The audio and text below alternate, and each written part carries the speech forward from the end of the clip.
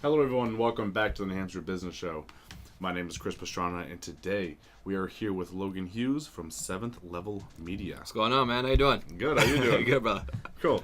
So let's learn a little about you and your business and Yeah. where it all began and from there. Yeah, so I graduated in college with a graphic design degree, and I was kind of, working my way around a couple businesses. And one thing I learned over the last couple years or so is, I've been wanting to help out people. I'm trying to find out exactly what that is, and I've kind of done numerous jobs to find out what that was. And then I finally got into this marketing niche, you could say, business.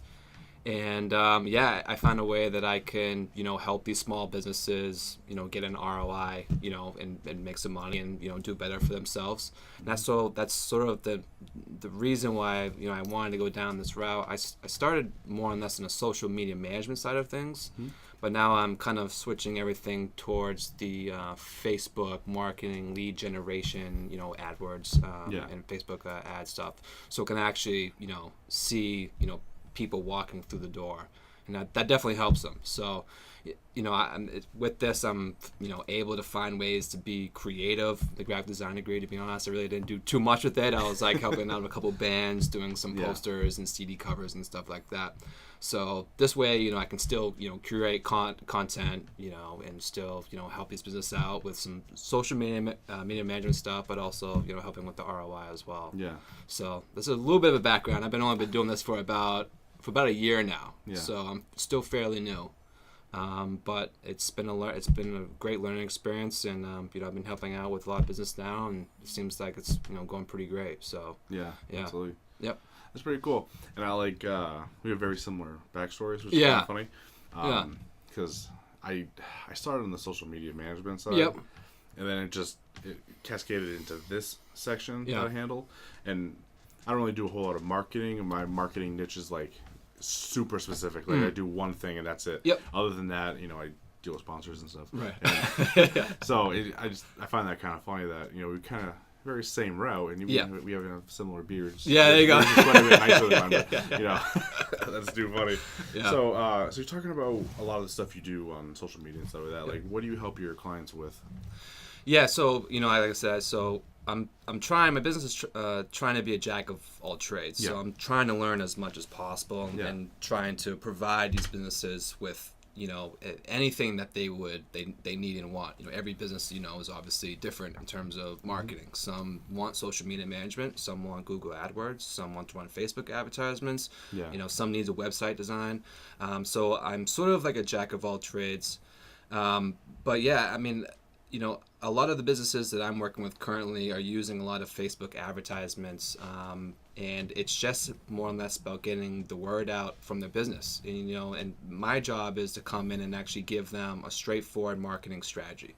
Okay, you have a great website, but you don't really have an opt-in form on your website. Do you have a CRM? Are you doing email marketing campaigns? No. Okay, so do you have an email list? No. Okay, so it's pinpointing where these businesses are currently, and then coming up with a strategy that's for them. I'm working with New Hampshire Float, the sensory deprivation tank in Londonderry. That's really cool. Yeah, it's awesome. These guys are great too. If you get a chance to go up there, check it out, man. It's great. But so I just started work with them last month, and they're looking for Facebook advertisements and email marketing campaigns. And I'm working with Portsmouth Jewelers in Portsmouth, New Hampshire, and they do a lot of social media management stuff, and I'm kind of gearing them towards Facebook advertisements. So again, my job is to kind of go in and kind of go over what their current strategy is, if they even have one, and then kind of pinpoint what direction they can take. And I think it's been pretty good so far. Yeah. I mean, it sounds it, because you're right. Companies quite often, if they have any strategy at all, it's pretty scattered around the place. Right. And to their point, I mean, they're small, medium-sized businesses. They have so much going on that they probably don't even, they know they need to market, but it's just like, they're so busy doing everything else, and it's obvious, they got to do that, right? Yeah. So it's good, and some, more or less the business owners that I talk to realize that they need some sort of strategy in place to kind of keep growing and scaling as much as possible. So yeah, it's pretty cool. Yeah. So I was gonna say, have you always been in New Hampshire market? So I have. So I went to school in Massachusetts. So I lived in Mass for 7-8 years, and then moved back home. I currently live in Exeter. So, I'm approaching a lot of the businesses in New Hampshire, but I am, currently trying to, when I can prospect, it's, usually in New England or, out in the country, Alright, cool. the place. Yeah. I was going to say, because when I've been around the country quite a bit. Yeah. And when I see the styles from say New York, LA, Miami type areas, kind of where I've seen before. Yep. It's a very odd focus when you then you move to New Hampshire. and then you have something like what you do, which is social media management and that type of thing. And yep. you almost have to attach them to a horse and drag them through the mud until they realize that you need that. These other businesses are doing phenomenal. Yep. Because they have the social media management and all this stuff. And yeah, no, I've noticed. I've definitely noticed that, and I think I'm kind of like in my own bubble too on Facebook, because I'm a part of a lot of these marketing groups. So I see a lot of the stuff these marketers do. So I have to try to break out of that bubble a little bit. But no, you're absolutely right. I mean, and I think that's what, as a marketer, that's something that you really need to bring to the table when talking to a business owner, especially, is that, do you really want to scale? Do you really want to market your business? Because, I've worked with various businesses before, and they like the idea of all this stuff, but for some reason there's, some gap that's missing there. Yeah. And that's my job to kind of get them, if you just had a Google listing, business listing on your Google page with, some high, some reviews and a high rating, you could potentially be getting leads just from that one area. Yeah. Right. So it's a small thing. So part of my job is to, help navigate these business owners. And like I said, they have so much on their plate already that, it's hard for them to kind of just focus just on marketing for a little bit, Yeah. So it's funny. It's that weird area where you're trying to get them.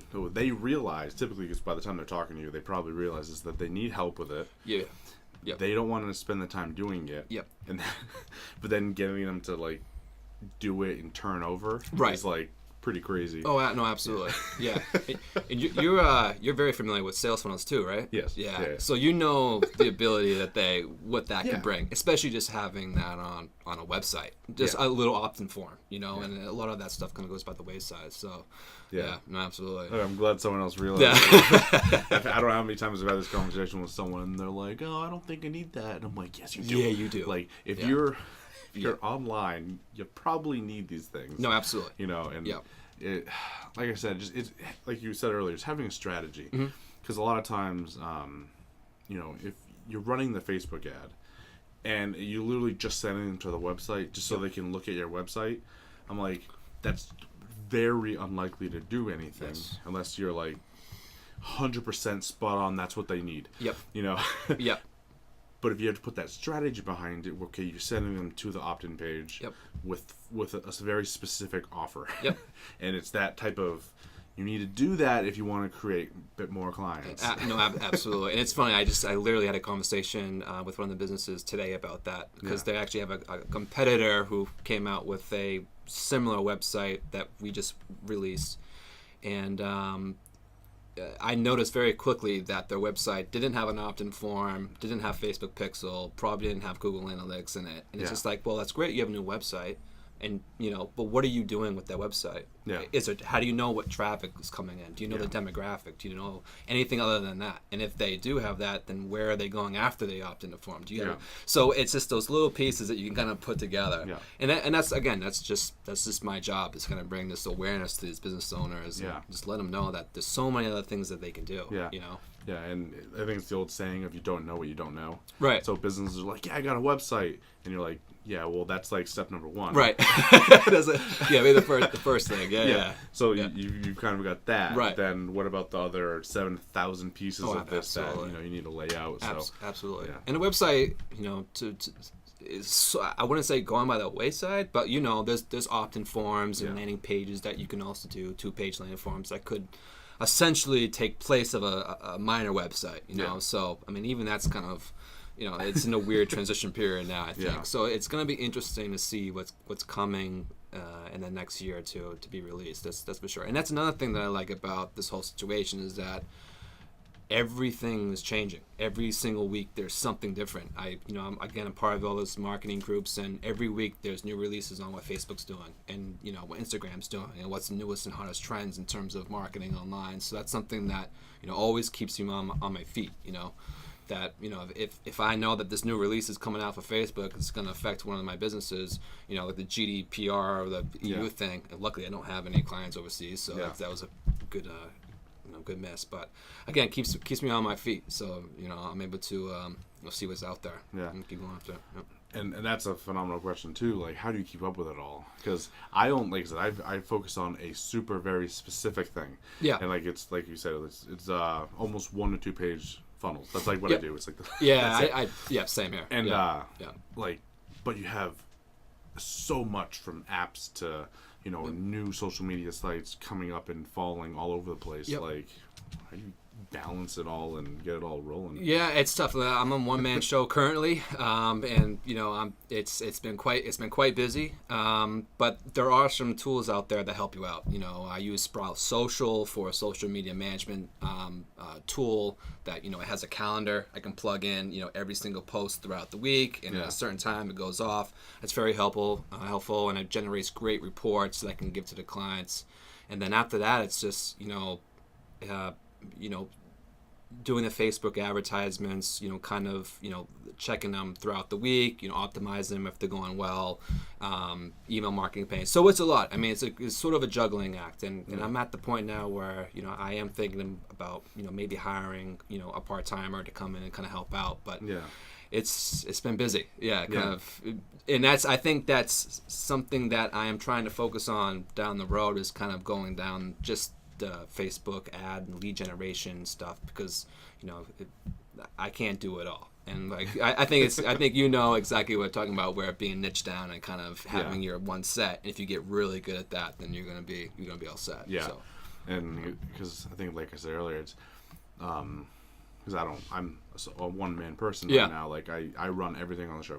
So the reason I'm super niched is it's that one area I can do because I have to handle everything else. Like if I tried to do the show plus everything that goes with it, and you add that into like other things like what you do, I would. They wouldn't be able to spin, and I would lose one or the other. Absolutely. So so I focus on that kind of. No, I totally agree. It's a hard thing, but in the end, it's again, you feel great about being able to do good with these businesses, and they need it. So at the end of the day, it works. Cool. So absolutely. I never actually asked this. What's so it says 7th Level Media. Yep. Where'd you get the name? So the number 7 has always been like a weird thing that my friends have. It's just, I don't know, it's a weird, if they all see this, they're going to be laughing hysterically about this. But it's just a weird number that's kind of just been hanging around my friends for a while. I don't know what really came out with this. I had a core group of friends since beginning of high school. And so I just wanted to incorporate the number 7. I mean, one of my buddies has 7 tattooed on his wrist. I mean, it's just a weird number. So I don't know. I was kind of in between a couple of business names, and this one kind of just came to fruition somehow. So I was like, you know what, that's it. And I designed a logo, and it looked pretty good. So I was like, let's do it. I like it. Yeah, that works. I like it. And what you got to do is you got to actually come up with like an infographic of what all 7 levels of media are, and be like, we handle all of this. And that is good. We're level 7. Like we're the best. I'm gonna be using that. So that's what it's for. Yeah, go for it. I'm definitely gonna be using that. That's great. Yeah. Tie it all in. Yeah. Give it a like a purpose, like just an extra thing. That's good. I like that a lot. Yeah. That's pretty good. Yeah, and see, I come up with good ideas. But I don't even know where I was going with that now. Because, like I said, there's so much there that's like you can do. I don't even know where you go with it. Like level 1 is, I don't know, print and then you just roll down that list Yeah, and come out with something pretty crazy. Yeah, I mean, there's so many, like I said, there's so many different types of, you could say, strategies out there, different types of marketing, your print, web, email, Facebook, Google, there's a handful more. I know people solely running off of Instagram. Yeah. Solely running off Instagram. It's pretty cool. Yeah, and it's just it's really just about what your type of business that you have. I mean, if you're a public person out there trying to brand yourself, I mean, Instagram is definitely one huge platform you want to get on. With Snapchat and Facebook Live, I mean, it's definitely coming out, and I'm trying to get businesses to use Facebook Live a lot more. Yeah. It's a little tough now, but I'm trying to let them know that, and you have a good space with this, because video is king right now, and it's not going away anytime soon. So 3-second to 5-second clip videos are getting such low engagement through Facebook ads. It's ridiculous. I mean, you can split test a single image with a 3 to 5 second video, and it's going to be costing way less. I mean, it's almost double the engagement. So I'm trying to, tell these businesses this is where you want to go. Video is going to be king. It is already. Yeah. So getting on Facebook Live, and another thing too is that with Facebook Live and Snapchat,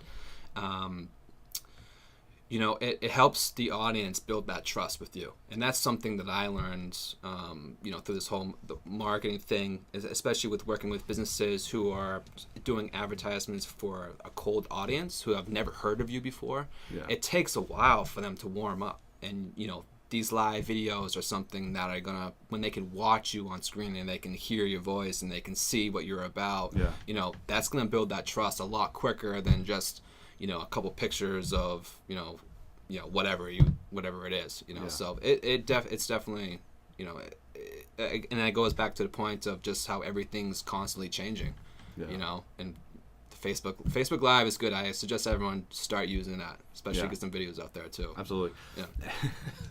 And what I like about Facebook Live is how nervous people are with it. Oh, it takes a while. It freaks them out. I'm not even really that good, to be honest. Yeah, it's definitely a nerve thing.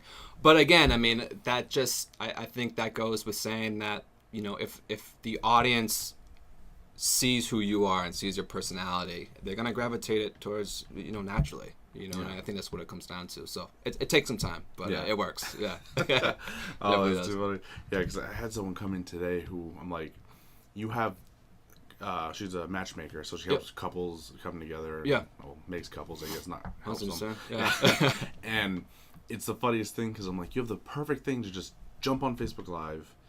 Do like a quick 1 minute. Here's a little tip on a couple or matchmaking or dating. And she's like, I know, but it's the idea of going on video. Oh, it's hysterical. And that would be the perfect niche to get into. I mean, meaning in terms of, like you said, her business, especially if she could, I don't know if she's on LinkedIn, but LinkedIn is another great platform that I'm more or less diving into now more than ever. And that's another great thing where you can post videos and you start getting some engagement. So, hopefully she utilizes that because it's definitely going to be key. Yeah, I'm going to keep nagging her. Yeah, I definitely would. And so LinkedIn, that's actually a really good area to jump into because I rarely talk about it. Yeah. And it's actually one of my weak points, which is funny considering I'm a business-to-business company and I don't touch LinkedIn. Yeah. It's like, I know it's like... shame. Like, yeah, I've been there. Yeah. So let's talk LinkedIn a little bit, if you don't mind. Yeah, so it's LinkedIn is fairly new for me as well. I've been really going after it, just trying to make a lot of connections with some possible, potential businesses that I'm trying to get. So more on this, the dentist, chiropractic niche, real estate, So I'm trying to contact businesses, but what I'm realizing is that I'm gravitating towards LinkedIn more than I am any other platform right now. Yeah. And I think it's because there's a lot of like-minded people on there. And, it seems like the overall consensus is that people on LinkedIn, want to help. And it's such a more friendlier way to contact a business or someone in general that way than it is just shooting them, a Facebook message or anything like that.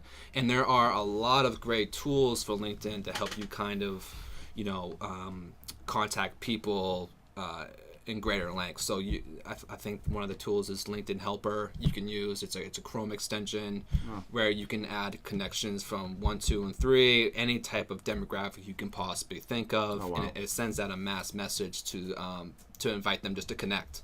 So you kind of start building that relationship, and then from there you can just email, send an in-mail with some personalized message and start the connection. But for some reason I do feel like LinkedIn has more of a personal touch to it, and I've been really grinding on LinkedIn now for a little bit and have grown pretty substantially in terms of connections on there. So for you, especially with all the videos and everything that you do, it would be awesome. You would absolutely kill it. Yeah.